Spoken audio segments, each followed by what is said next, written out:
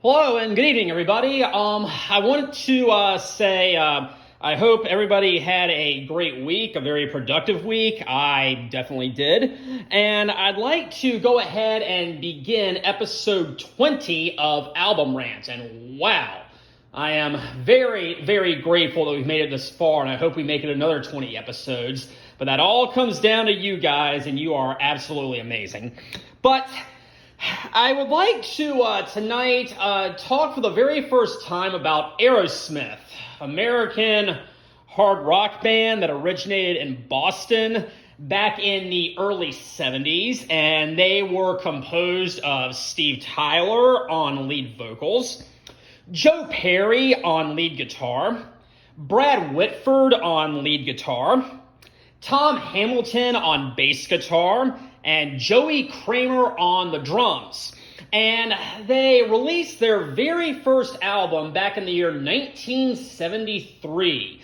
And it was very definitely heavily influenced by the Rolling Stones. These guys have a lot of similarities to the Rolling Stones, and just listen to the two groups and you can see the very, very definite comparisons. And I love the Rolling Stones and I love Aerosmith. I probably love Aerosmith more, but that's just my personal preference. But anyways, that very first debut album, just something about it. It had a very, very raw sound to it. And that's not necessarily a bad thing. In fact, a lot of times it's a good thing. A lot of times artists will tamper a lot with the sound quality and production, and they'll make it sound very glossy, very polished, and they'll kind of distort the guitars, will actually undistort the guitars, so it sounds more like what is popular at the time, but that certainly was not the case for the Aerosmith debut. It almost sounds like it came straight from the garage, if you believe it or not. At the same time, having said that, the sound, while not bad, was a little bit flat.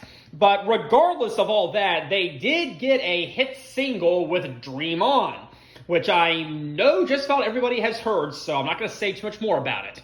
But besides that, there were other really, really great numbers on there, such as Somebody, One Way Street, Write Me a Letter, Mama Ken, and a very, very phenomenal cover of Walkin' the Dog. And I love that album. Is it their best? No.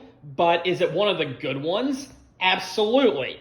But I think that after that very first album, they were getting a little disillusioned or discouraged with their producer, and so they parted ways. And they found a new production team to kind of spice up their sound a bit. And that brings us to the subject of today's review, which is their sophomore record, Get Your Wings. And that right there is the cover. It's got a nice photo of the band right there. So there's that. And let's see what we have here on the back.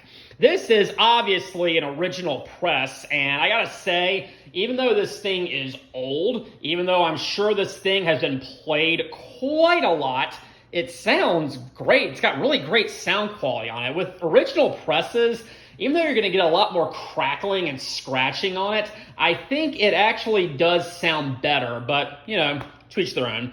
But as you can see right here, let's see what we've got down there. Yeah, believe it or not, Bob Ezrin, yes, that Bob Ezrin, very famous for his work with Kiss and Pink Floyd and Alice Cooper, he has an executive producer credit on this album.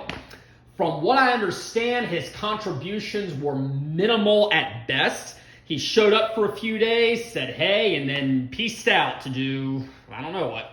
But having said that, even though that may be true, he is associated with this album, and I really do like that, because I think he has really done some great work.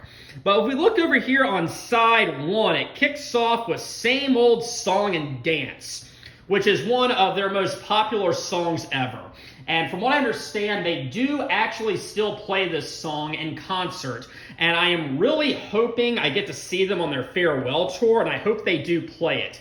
It's got a nice swinging bluesy rhythm to it.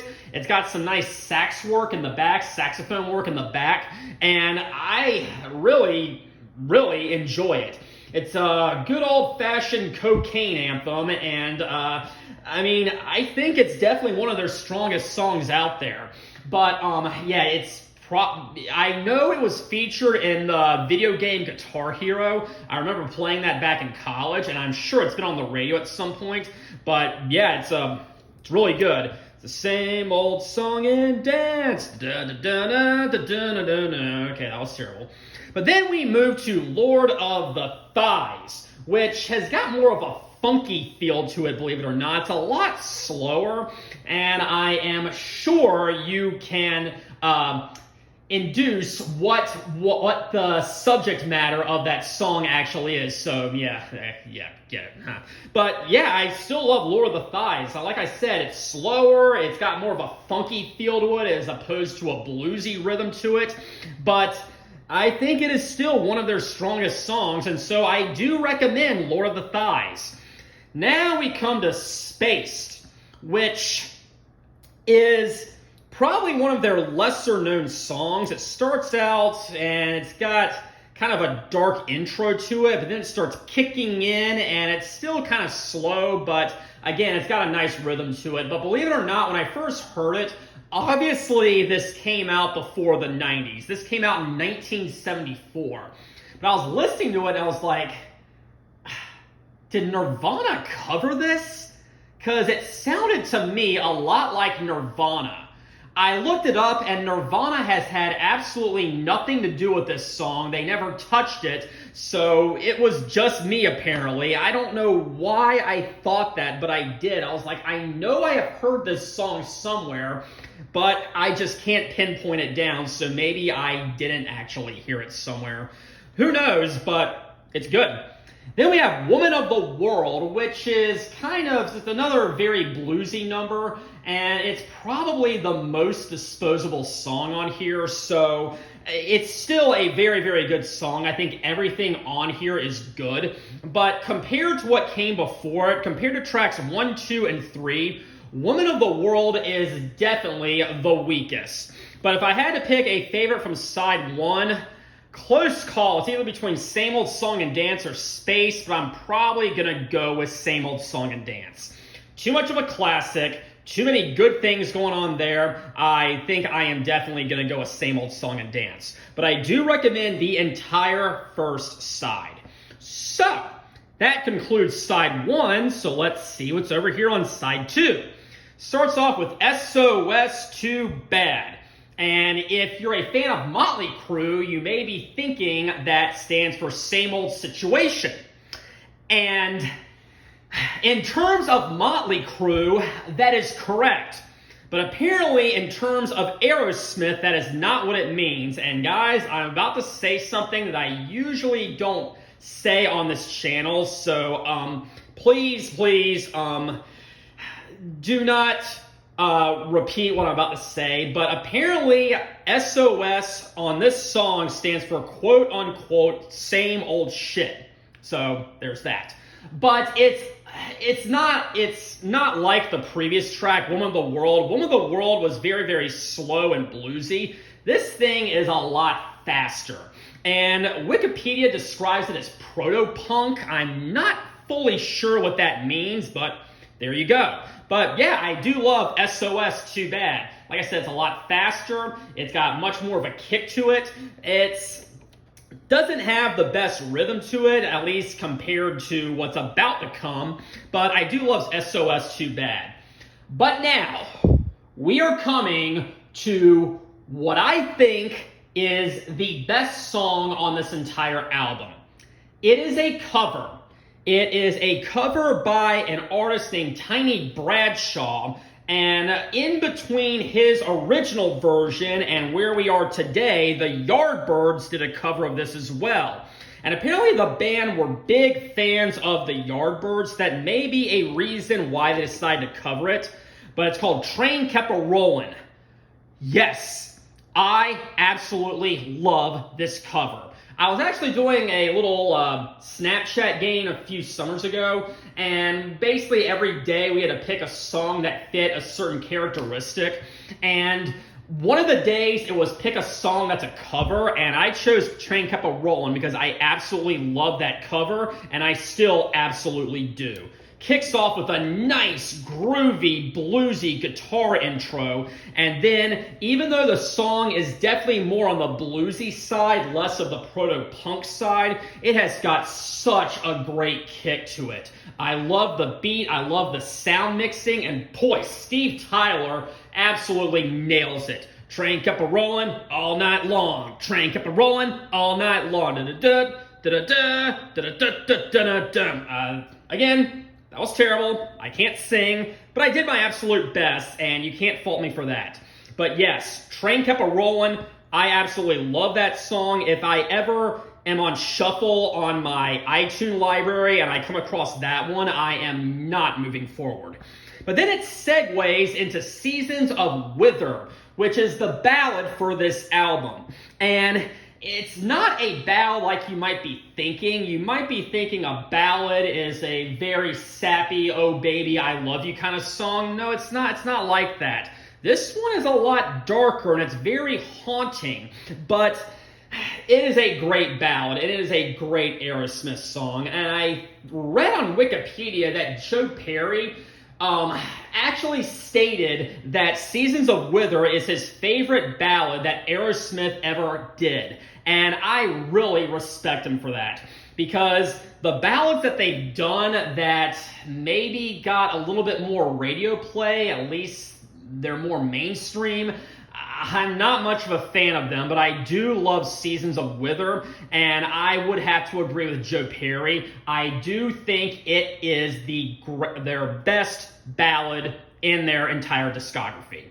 And then we come to the album closers, Pandora's Box, which shifts more back to their bluesy influence, and it's a great album closer. Is it my favorite?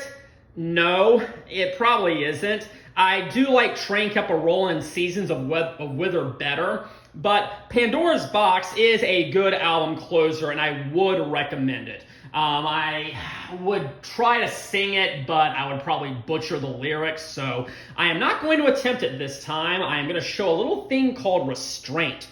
But the best from side 2, I have to think about it, Train Kept a Rollin'. And that is really saying a lot because side 2 is incredibly strong. So my favorite from side 1 was Same Old Song and Dance. My favorite from side 2 was Train Kept a Rollin', and Train Kept a Rollin' is definitely my favorite from the entire album.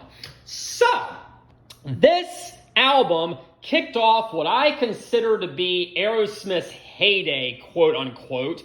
They had 2 incredibly phenomenal records that followed this one, and after that, even after those first 4 records, they were still incredibly strong. It didn't fully lose their way until the mid to late 80s or so, but this definitely represents Aerosmith at their absolute best. This represents their glory days, and I cannot recommend Get Your Wings enough. Get out there and get your wings. I love it.